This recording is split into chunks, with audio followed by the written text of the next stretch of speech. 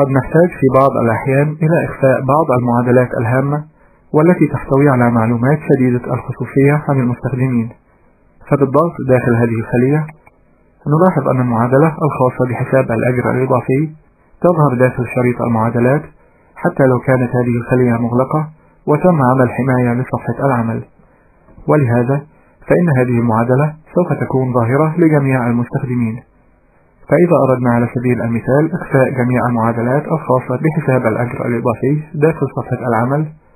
نختار جميع الخلايا التي تحتوي على المعادلات التي نريد إخفاؤها، ثم نفتح القائمة المسجلة فورمات ونختار Cells، ونفتح لوحة المتغيرات Protection ونختار Hidden، ثم نضغط OK. وبالضغط داخل أي خلية من الخلايا التي قمنا باختيارها نلاحظ أن المعادلة الخاصة بهذه الخلية ما زالت ظاهرة في شريط المعادلات، حيث أن الاختيار Hidden الذي يستخدم لإخفاء المعادلات لا يكون فعالا إلا عند عمل حماية لصفحة العمل. ولحماية هذه الصفحة نفتح القائمة Tools ومنها القائمة Protection ونختار Protect Sheet،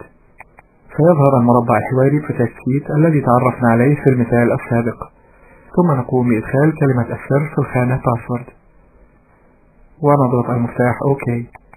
فيظهر المربع الحواري Confirm Password لإعادة إدخال كلمة السر مرة أخرى، ونضغط OK مرة أخرى،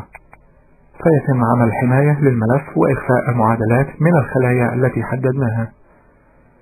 فبالضغط داخل أي خلية من الخلايا الخاصة بحساب الأجر الإضافي نلاحظ أن المعادلة الخاصة بهذه الخلية لا تظهر داخل شريط المعادلات.